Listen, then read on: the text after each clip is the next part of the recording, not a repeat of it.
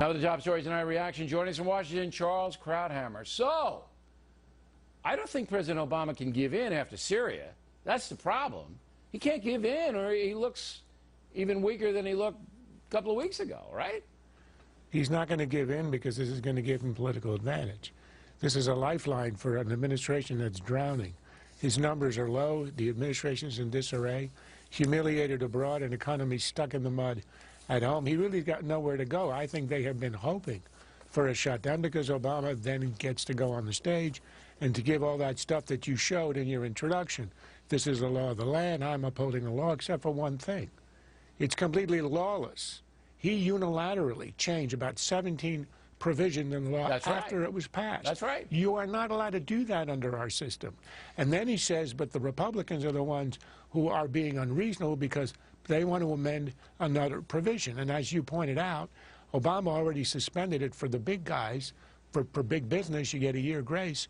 But if you're a little individual, you don't get anything. So why doesn't he just say, I think it all has to do with Syria, because I think they're playing his macho game. But you're right in the sense that the president is gambling, that the Republican Party is going to just implode from this. But that gamble hurts Americans. But it's not much of a gamble because he's got the press, a supine press on his side that insists on saying it's the Republicans who are at fault. You raised in your talking point the issue of how come these guys, with all the problems you pointed out, the serious contradictions, the difficulties in the law, the doctors who are going to quit, all the stuff you mentioned. But you said, why didn't the Republicans and the president work all this out and compromise over the last month? The reason is this. The Republicans are right in believing that the bill that was passed, this monstrosity that no one read, is so complicated, so contradictory, so overregulated, so impossible that there's no way to salvage it. They went about this completely the wrong way. If you want to insure the uninsured, which I believe a decent society ought to do, then you look at that problem and you look at it seriously. You don't remake 18% but that's what I'm saying. of the U.S. economy. You can do that in a compromise situation. So no, you can't. Well, wait. Just let me pose it, and you can shoot it down. So okay. I'm President Obama, and I said, you know what? All right, we got a lot of problems with this thing, and it haven't been ironed out. But the people who are going to sign up tomorrow, beginning tomorrow, you can sign up, all right? And then we will do what we said we were going to do. But the other people who would like a waiver, you apply for the waiver, whether it's in the post office, the IRS, whatever you do, and you'll be granted a one-year grace period like we did with the corporations. What's wrong with that? What's wrong with it is all the other stuff you mentioned.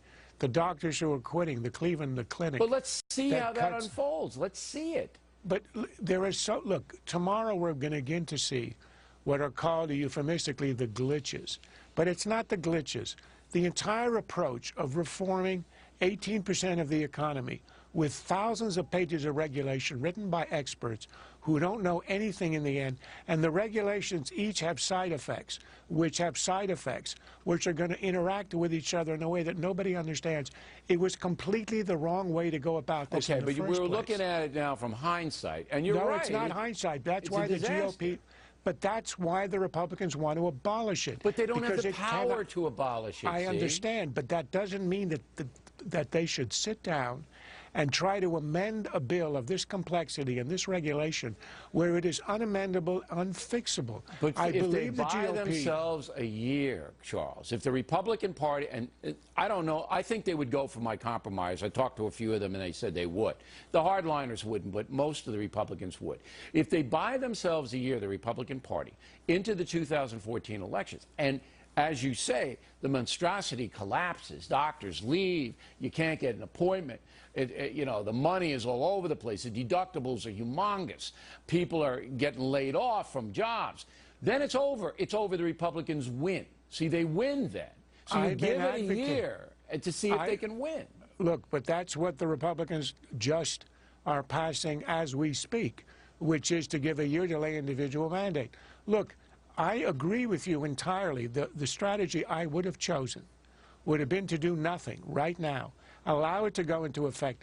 The stories in the press tomorrow, instead of being about the glitches, the disasters, the people who can't sign up, all the contradictions, as you said, the honor system that you have to rely on, computers that cannot calculate what your premium is, what your subsidy is. Instead of the story being about how unwieldy and impossible is the bill, it's going to be all about a shutdown, about the panda cam at the National Zoo shutdown over the government shutdown.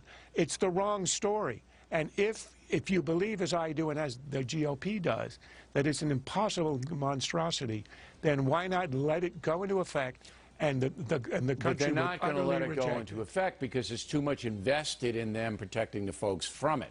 So you're not going to see a Ted Cruz, who I think we're going to have on here in the Factor more, you know, go for that. But I said from the very beginning, let it go, and this could just blow the Democratic Party up entirely, as if, you know, we see it as being a terrible thing. I think you're right. I think what the GOP has done is to throw the Democrats a lifeline. Yeah.